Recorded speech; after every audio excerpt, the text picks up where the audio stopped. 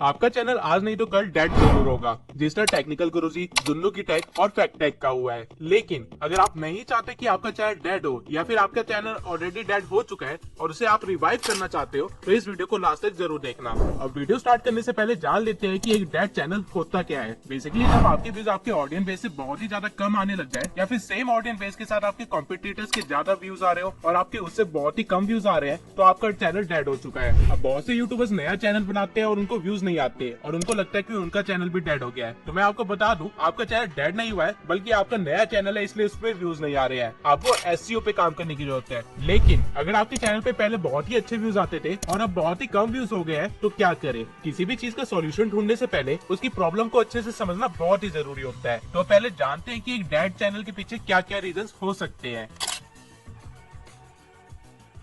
मान लेते हैं आपके पास एक चैनल है जिसपे आपने कुछ वीडियोस डाल रखी है और सारी वीडियोस या तो एवरेज है या फिर अलग अलग तरह की है, और एक दिन आपकी ट्यूबलाइट जलती है और आप सोचते हैं कि मैं ये सारी वीडियोस डिलीट कर दूंगा और एक अच्छा सा न्यू कंटेंट बना के डालूंगा। अब भले ही वो कंटेंट कितना ही अच्छा क्यों ना हो, लेकिन स्टार्टिंग में आपको उस वीडियो पे व्यूज नहीं आएंगे, और अगर व्यूज आएंगे भी तो वो बहुत ही कम होंगे compare to your subscribers and competitors also. अब ऐसा क्यों हुआ, ये जानने के लिए आपको एक बार यूट्यूब की फंक्शनिंग समझनी पड़ेगी। पहले आपको ये समझना होगा कि यूट्यूब आपके हर एक कंटेंट को, यानी हर एक वीडियो को अलग तरह से ट्रीट करता है। तो होता क्या है कि जब आप कोई वीडियो अपलोड करते हो, यूट्यूब पहले आपकी वीडियोस आपके सब्सक्राइबर्स को सजेस्ट करता है और कुछ रैंडम लोगों को सजेस्ट करता है जो कि यूट्यूब को लगता है कि इंटरेस्टेड होंगे आपके कंटेंट में। अब नेक्स्ट टाइम जब आप अपनी वीडियो अपलोड करोगे तो यूट्यूब पहले इन लोगों को आपकी वीडियो सजेस्ट करेगा, क्योंकि इन लोगों ने पहले भी आपकी वीडियो देखी थी और शायद इनको दोबारा से आपकी वीडियो पसंद आ जाए। और ऐसा यूट्यूब हर बार करता है जब भी आप कोई नया कंटेंट डालते हो। तो आप कह सकते हो बेसिकली कि यूट्यूब पहले डाटा कलेक्ट करता है और उसका एल्गोरिथम उस डाटा के अकॉर्डिंग वर्क करता है। लेकिन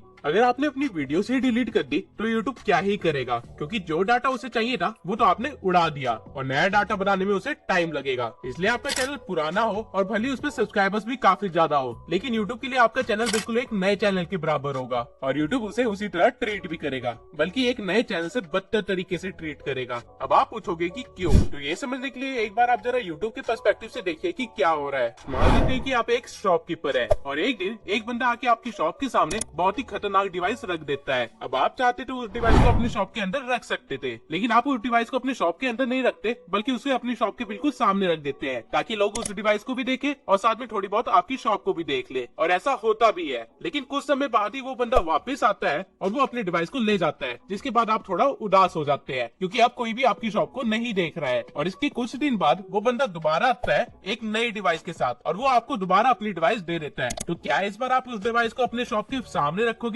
ऑब्वियसली नहीं, आप उसे अपनी शॉप के अंदर रख लोगे, क्योंकि आपको कहीं ना कहीं डाउट जरूर होगा कि वो बंदा दोबारा थोड़ी देर में आएगा और अपनी डिवाइस को ले ही जाएगा। सेम वे में अगर आप अपना कंटेंट यूट्यूब से डिलीट करते हो तो यूट्यूब को यही लगेगा कि आप अगली बार भी ऐसी कोई हरकत कर सकते हो। इसलिए यूट्यूब यहाँ पे सेफ खेलता है, वो आपकी वीडियो को ज्यादा रीच नहीं देता है, ताकि अगर आपकी वीडियो कल को डिलीट हो भी गई तो यूट्यूब को ज्यादा नुकसान नहीं होगा। और यही रीजन है कि यूट्यूब का एक नया चैनल ज्यादा फायदे में होगा कम्पेयर टू अ चैनल जिसने अपनी पुरानी वीडियो डिलीट करके नया कंटेंट डालना स्टार्ट किया है। बल्कि यूट्यूब तो नए चैनल्स को प्रमोट भी करता है, वही आपके ओल्ड चैनल को यूट्यूब और ज्यादा सप्रेस करेगा आपकी पुरानी हरकतों की वजह से। अब ऐसा बिल्कुल भी नहीं है कि आप अपने चैनल से कोई वीडियो डिलीट ही नहीं कर सकते, लेकिन अगर आपने अपने चैनल पे 10 वीडियोस डाली है जिनमें से 5-6 वीडियोस आप एक साथ ही डिलीट कर देते हो, तो ऑब्वियसली आपके चैनल को नुकसान तो होगा ही।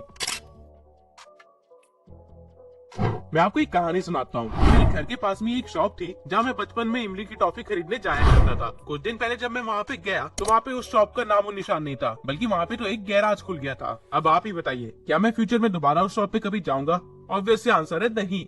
बिल्कुल सेम वे में ही आपकी ऑडियंस भी रिएक्ट करती है जब आप अपना नीश चेंज कर लेते हैं। अज्यूम कर लेते हैं कि आपके पास एक फैक्ट्स का चैनल था जिसपे आपने फैक्ट्स वाली वीडियो डाल के 1 मिलियन सब्सक्राइबर्स गेन भी कर लिए थे, लेकिन अब आपके पास कोई फैक्ट ही नहीं बचे हैं बताने के लिए। तो आप क्या सोचते हैं कि मैं अपने चैनल का नीश चेंज कर लेता हूँ और क्रिकेट के ऊपर वीडियो डालने लग जाता हूँ, क्योंकि आईपीएल भी तो आ ही रहा है। और आप अपने चैनल से कोई वीडियो डिलीट भी नहीं करते, क्योंकि आपको मेरा बताया हुआ पहला पॉइंट याद था। लेकिन इसके बावजूद आपका चैनल डेड जरूर होगा, क्योंकि आपके पास जो 1 मिलियन सब्सक्राइबर्स है वो आपकी फैक्ट वीडियोस देखने आए थे, ना कि क्रिकेट की वीडियो देखने के लिए। बट आप यहाँ पे अब मेरे से क्वेश्चन करोगे कि एक टाइम के बाद हर निश में कंटेंट तो खत्म हो ही जाता है, तो उस टाइम पे हम ऐसा क्या करें कि हमारा चैनल डेड भी ना हो और हमारा यूट्यूब करियर भी चलता रहे? तो चिंता मत कीजिए, इसका आंसर मैं आगे वीडियो में जरूर दूंगा। लेकिन उससे पहले हम तीसरा पॉइंट जान लेते हैं जो कि आपके चैनल को डेड कर सकता है। एंड बिलीव मी, ये गलती आप में से हर एक बंदा कर रहा है और आप लोग नहीं जानते कि आप अपने चैनल के लिए एक कब्र खोद रहे हैं।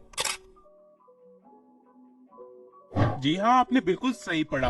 शॉर्ट्स, जो फीचर आपको अभी अपना सबसे बड़ा एसेट लग रहा है और जो फीचर आपको अभी अच्छे अच्छे व्यूज और सब्सक्राइबर्स ला के दे रहा है, वही फीचर धीरे धीरे आपके चैनल के लिए कवर भी खोल रहा है। लेकिन कैसे? मैं आपको एक एग्जांपल के थ्रू समझाता हूँ। मेरा चैनल एक यूट्यूब टिप्स एंड ट्रिक्स से रिलेटेड चैनल है, जिसपे मैं अभी तक लॉन्ग वीडियोस डालता हूँ और मुझे अच्छे व्यूज भी आते हैं। अब मैं सोचता हूँ कि मुझे शॉर्ट्स में डालना स्टार्ट कर देना चाहिए, तो मैं क्या करता हूँ कि मैं 10 के करीब शॉर्ट्स भी डाल देता हूँ, जिसमें मैंने अलग अलग सब टॉपिक्स को कवर किया होता है, जैसे कि watch time, editing and algorithm. और मेरी एडिटिंग वाली शॉर्ट वायरल चली जाती है, जिससे मान लेते हैं कि मुझे लगभग 500 के सब्सक्राइबर्स भी आ जाते हैं। अब अगली बार अगर मैं अपने चैनल पे एक लॉन्ग फॉर्म कंटेंट डालूंगा जो कि एसईओ के बारे में होगा, तो उस वीडियो पे 50,000 के करीब भी व्यूज नहीं आएंगे। ऑल्दो मेरे चैनल पे 600 के आसपास सब्सक्राइबर्स होंगे, लेकिन मेरी वीडियोस पे व्यूज नहीं आएंगे। और इसका सबसे बड़ा कारण होगा वो शॉर्ट जो कि वायरल हो गया था। अब ऑल्दो एडिटिंग भी यूट्यूब टिप्स एंड ट्रिक्स का ही एक पार्ट है, लेकिन जिन लोगों ने मेरी उस शॉर्ट को देख के मेरे चैनल को सब्सक्राइब किया होगा, वो मेरी बाकी की वीडियोस नहीं देखेंगे। अब इससे लॉन्ग टर्म में मुझे कितना नुकसान होगा वो मैं आपको अभी दिखाता हूँ। अगर मेरे चैनल पे 100 के सब्सक्राइबर्स है, जिसपे अगर मैं कोई लॉन्ग फॉर्म कंटेंट डालूं तो उसपे 50,000 व्यूज के करीब आ जाते हैं, तो इसका मतलब है कि मेरी 50% ऑडियंस मेरे वीडियोस को देख रही है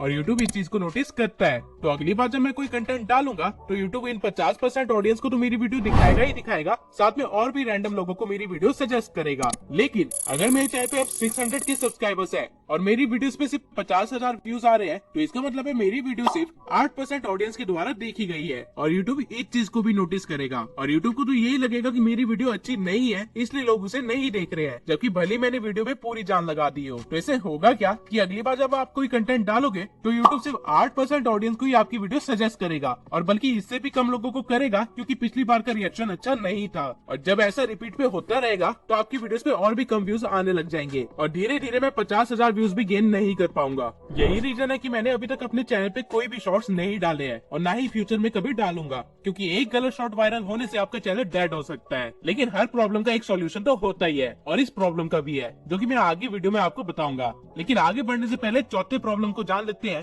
जो कि आपके चैनल को डेड करवा सकता है। Change is nature of life. ये दुनिया का एक ऐसा नियम है जिसके आगे यूट्यूब को भी झुक के रहना पड़ता है। अगर आप आज के जमाने में 2014 या 16 जैसी वीडियोस डालेंगे तो आपके साथ भी वही होगा जो 2014 और 16 के प्रोडक्ट्स के साथ हुआ है। अगर आप कंपटीशन को नहीं देख पा रहे हैं और अगर आप अडेप्ट भी नहीं कर पा रहे हैं या फिर आपके पास फ्यूचर के लिए कोई विजन ही नहीं है, तो आपका भी हाल इन कुछ बड़े यूट्यूबर्स की तरह होने वाला है। जुन्नू गिटेक, जो कि हमारे नीश का एक बहुत ही बड़ा क्रिएटर था एक टाइम पे, वो आज भी व्हाइट बोर्ड्स के थ्रू अपनी नॉलेज देते हैं। एज अ रिजल्ट उनकी वीडियोस पे अब मुश्किल से 100 के व्यूज क्रॉस होते हैं, इवन मिलियंस में सब्सक्राइबर होने के बावजूद। बिल्कुल सेम वे में फैक्टेक आज भी बी रोल्स का इस्तेमाल करता है अपनी वीडियोस को दिखाने के लिए, लेकिन वहीं उसके कॉम्पिटिटर्स आफ्टर इफेक्ट्स के साथ एक अच्छी एडिटिंग करके सारी ऑडियंस को अपनी तरफ खींच लेते हैं, जिसकी वजह से उनके भी व्यूज कुछ ज्यादा नहीं आते कंपेयर टू हिज कॉम्पिटिटर्स। ऐसा इसलिए हो रहा है कि ये लोग टाइम के साथ अडेप्ट नहीं कर पाए। ऑल्दो इन्होंने अपनी वीडियोस में चेंजेस लाने की कोशिश जरूर की, लेकिन ये मार्केट के लेवल को टच नहीं कर पाए, जिसकी वजह से इनके कॉम्पिटिटर्स लाइक एल्ग्रो एंड गौरव ठाकुर इन लोगों को इतना पीछे छोड़ गए। और अगर आप भी सिर्फ दूसरों को ही कॉपी करते हो और आपके पास फ्यूचर के लिए कोई विजन नहीं है या फिर आप अडेप्ट नहीं कर पाते हो, तो आपके साथ भी कुछ ऐसा ही होगा। आपके भी चैनल पे व्यूज आना बंद हो जाएंगे और धीरे धीरे नए यूट्यूबर्स पूरे मार्केट को कैप्चर कर लेंगे। लेकिन अगर आप अपने कंटेंट को इम्प्रूव भी कर रहे हो और खुद को अडेप्ट भी कर रहे हो, उसके बावजूद एक ऐसा पॉइंट है जिसको ना फॉलो करने पे आपका चैनल डेड हो जाएगा। YouTube एक सोशल मीडिया प्लेटफॉर्म है और इसे चाहिए कि लोग हर टाइम इसकी वीडियोस देखें और इसके प्लेटफॉर्म से जुड़े रहे। लेकिन ये होगा कब? ये तब होगा जब कंटेंट क्रिएटर्स अपनी वीडियो अपलोड करेंगे। लेकिन अगर कंटेंट क्रिएटर एक वीडियो डाले और फिर 4 महीने के लिए गायब ही हो जाए, या फिर एक वीडियो डाले और 1 साल बाद वापस आए, तो क्या यूट्यूब को अच्छा लगेगा? ऑब्वियसली नहीं। यूट्यूब किसी और कंटेंट क्रिएटर की वीडियोस को प्रमोट करने लग जाएगा ताकि लोग उसके प्लेटफॉर्म पे बने रहे, और इससे आपका होगा क्या? आपका चैनल डेड हो जाएगा। इनकंसिस्टेंसी सबसे बड़ा रीजन है यूट्यूब चैनल्स के डेड होने का। आप में से जितने लोग अभी मेरी वीडियो देख रहे हो, आई एम श्योर 90% लोगों का रीजन यही होगा उनके चैनल पे व्यूज ना आने का। लेकिन इनकंसिस्टेंसी होती क्या है? 4-5 महीने बाद वीडियो डालना? नहीं, ये आधा नॉलेज है। आप चाहे तो महीने में सिर्फ एक ही वीडियो डाले, लेकिन ऐसा हर महीने करे, इसे हम कंसिस्टेंसी बोलते हैं। लेकिन अगर आप ऐसा करते हैं कि एक महीने में एक वीडियो डाली, अगले महीने डाली नहीं, और फिर तीसरे महीने में दोबारा एक वीडियो डाली, ये अनकंसिस्टेंसी हुई। अगर आप हफ्ते में 2 वीडियो डालते हैं तो हर हफ्ते आपकी 2 वीडियोस आनी ही चाहिए किसी भी कीमत पर। अगर आप ऐसा नहीं कर पा रहे हैं तो आप इनकंसिस्टेंट है। यूट्यूब इस चीज को काफी क्लोजली नोटिस करता है कि आप कब कब अपलोड करते हैं, कितना अपलोड करते हैं और किस बारे में अपलोड करते हैं, और इसी बेसिस पे वो अपने डाटा और एल्गोरिथम को सेट कर देते हैं आपके चैनल के लिए। लेकिन अगर आप कंसिस्टेंट नहीं रहते हैं तो यूट्यूब की सारी मेहनत बेकार हो जाती है, और अगर आप यूट्यूब की मेहनत बेकार करोगे तो वो आपकी मेहनत को बेकार कर देगा। लेकिन अब आप कहोगे कि बीवी की vines, RG bucket list, round two health जैसे चैनल्स भी तो है जो कि साल साल में डालते हैं वीडियोस, लेकिन उनका चैनल तो डेड नहीं होता। तो इसका एक बहुत ही अच्छा आंसर है जो कि मैं वीडियो में आगे देने वाला हूँ। लेकिन उससे पहले आई होप आपको सारे प्रॉब्लम्स समझ आ गए होंगे जो कि आपके चैनल को डेड कर सकते हैं। अब मैं एक एक करके इन प्रॉब्लम्स के सॉल्यूशन भी बता देता हूँ। तो सबसे पहली प्रॉब्लम थी ओल्ड वीडियो डिलीट करने की। तो इसका सबसे बेस्ट सॉल्यूशन यही है कि आप वीडियोस को डिलीट करने के बजाय उनको प्राइवेट कर ले, और अगर आप सेम तरह का कंटेंट इंप्रूव करके डालने वाले हैं तो आप उसी चैनल पे डाल सकते हैं। लेकिन अगर आप किसी और तरह का कंटेंट डालने वाले हैं तो मैं आपको सजेस्ट करूंगा कि एक नया चैनल बना ले और उस पे कंटेंट डालें, क्योंकि वहाँ पे आपको रीच और इंप्रेशन भी अच्छे मिल जाएंगे। दूसरा रीजन जिसकी वजह से चैनल डेड हो रहा था वो था नीश चेंजिंग का। तो इस चीज को टैकल करने के लिए हमारे पास दो मेथड्स हैं। पहला,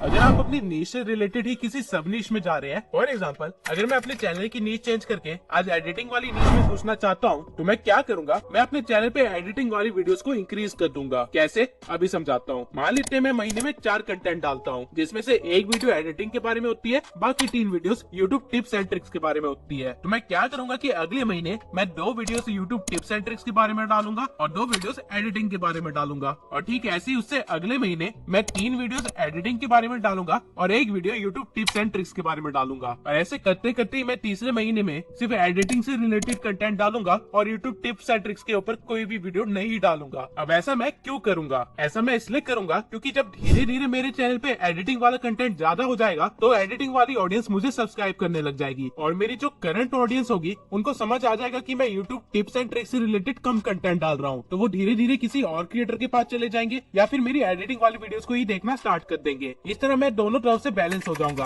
और मेरा चैनल डेड नहीं होगा। मैं धीरे धीरे ब्लेंड करके अपने चैनल की नीश को भी चेंज कर लूंगा और काफी ज्यादा लोग मुझे एकदम से अनसब्सक्राइब भी नहीं करेंगे, और मेरी वीडियोस पे व्यूज भी कम नहीं होंगे क्योंकि नई नीश वाली व्यूज को मैं धीरे धीरे अपने चैनल पे ला ही रहा था। अब ये तो था पहला मेथड, लेकिन दूसरा मेथड आप तभी इस्तेमाल करना अगर आप टोटली एक डिफरेंट नीश स्टार्ट करने वाले हैं। तो अगर आपने सोच लिया कि आप अपने करंट नीश से बिल्कुल हटके ही कुछ करने वाले हैं तो आप क्या कर सकते हैं कि आप अपने चैनल पे वीडियोस डाल सकते हैं और अपनी ऑडियंस को बता सकते हैं कि आप नीश चेंज करने की सोच रहे हैं। अब यहाँ पे भी आप अगेन 2 अप्रोच ले सकते हैं, या फिर आप उसी चैनल पे नीश चेंज कर सकते हैं या फिर एक नया चैनल खोल सकते हैं। अगर आप एक नया चैनल खोलते हैं तो आप वीडियोस के थ्रू या पोस्ट के थ्रू या स्टोरीज के थ्रू अपनी ऑडियंस को इन्फॉर्म कर सकते हैं कि आप एक नया चैनल खोल रहे हैं और जाके वो लोग उस चैनल को सब्सक्राइब कर ले। लेकिन अगर आपने सोचा है कि इसी चैनल पे आप नीश चेंज करके नया कंटेंट डालना स्टार्ट करोगे तो आप अपनी लास्ट वीडियो में अपनी ऑडियंस को बता सकते हो कि मैं नीश चेंज करने वाला हूँ। तो जो लोग इस नीश में इंटरेस्टेड नहीं है वो मेरे चैनल को अभी अनसब्सक्राइब कर दे, और जो लोग इंटरेस्टेड है वो मेरी अगली वीडियो जरूर देखे। अभी से होगा क्या कि आपके चैनल के सब्सक्राइबर्स कम हो जाएंगे, तो अगली बार जब यूट्यूब आपकी नई वीडियो जो कि एक नई कैटेगरी की होगी उसको सजेस्ट करेगा तो वो आपके सब्सक्राइबर्स को ही सजेस्ट करेगा, और आपको सब्सक्राइब उन्होंने ही कर रखा होगा जिनको आपके नए फॉर्म कंटेंट को भी देखना होगा। तो इससे आपको कोई भी नुकसान नहीं होगा, बस आपके कुछ सब्सक्राइबर्स चले जाएंगे जो कि आप धीरे धीरे वापस गेन कर सकते हैं। थर्ड प्रॉब्लम थी हमारी शॉर्ट्स की, जो कि फ्यूचर में और भी ज्यादा बढ़ने वाली है। तो इस चीज के लिए भी आप 2 अप्रोचेस ले सकते हैं। पहला,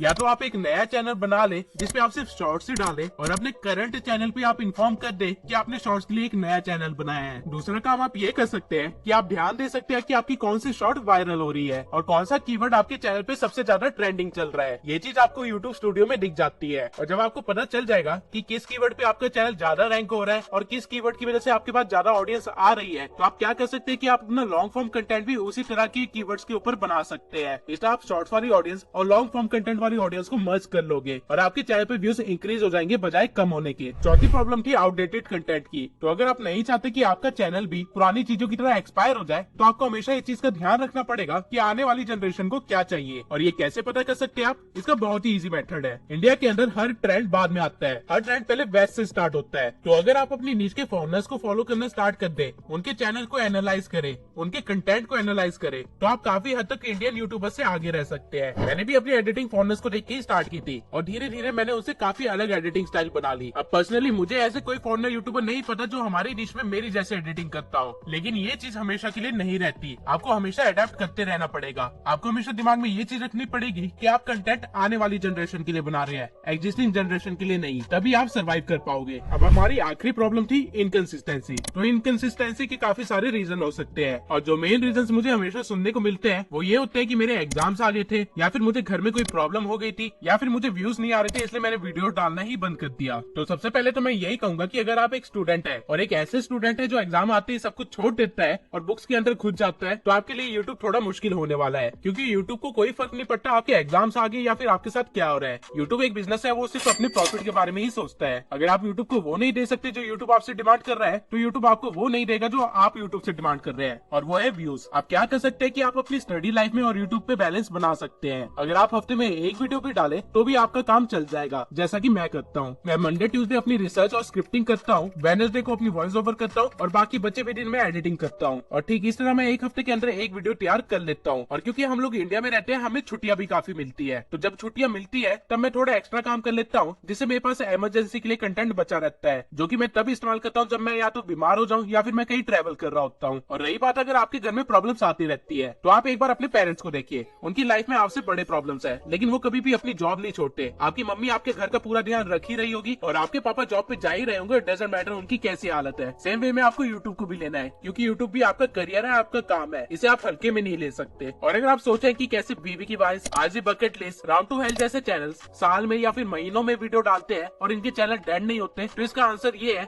कि ये लोग एक ब्रांड है। Brand is over everything. इन लोगों ने अपनी स्टार्टिंग फेज में इतनी मेहनत कर ली है और अपनी ऑडियंस से इतना ज्यादा एंगेज कर लिया है कि इनकी ऑडियंस अब इनकी वीडियोस का वेट करती है। भले ही ये लोग अपनी वीडियोस के साथ कंसिस्टेंट नहीं है, लेकिन ये लोग कंसिस्टेंटली अपनी ऑडियंस को बताते रहते हैं कि इनकी लाइफ में क्या चल रहा है और अगले कंटेंट पे क्या काम हो रहा है। बेसिकली यूट्यूब दो चीजों पे चलता है, एल्गोरिदम और ऑडियंस। अगर आपने इन दोनों चीजों में से किसी एक को भी अपने साइड कर लिया, तो आपको कभी भी कोई प्रॉब्लम नहीं आने वाली है। बीबी की वॉइस, राउंड टू हेल और आरजे बकेट लिस्ट ने अपनी ऑडियंस से दोस्ती कर ली है। अब भले ही बीबी की वॉइस पूरे साल में सिर्फ दिवाली के दिन एक वीडियो डाले, लेकिन उनकी ऑडियंस बेस इतनी बड़ी है कि उस वीडियो को भी वो लोग ट्रेंडिंग पे पहुंचा देते हैं। चैनल डेड होने की तो दूर की बात है। वही जो चैनल्स मेरी तरह है, जो अपनी ऑडियंस से इतना ज्यादा एंगेज नहीं कर पाती है फेस रिवील न करने के कारण, हम लोग एल्गोरिदम के बेसिस पे चलते हैं। तो एल्गोरिदम को सेटिस्फाई रखने के लिए हमें कंसिस्टेंटली अपलोड करना ही पड़ता है। तो इनकंसिस्टेंसी से टैकल करने के आपके पास दो ही तरीके हैं। पहला, या तो आप इतना बड़ा ब्रांड बन जाइए कि किसी को फर्क ही ना पड़े, आप भले साल भर गायब भी क्यों ना रहे। दूसरा, आप अपनी वर्क लाइफ को और पर्सनल लाइफ को थोड़ा बैलेंस कीजिए। तो एट द एंड, अगर आपका चैनल डेड नहीं हुआ है, तो इन सारे पॉइंट्स को ध्यान में रखना और अपने चैनल को बचा के आगे बढ़ाना।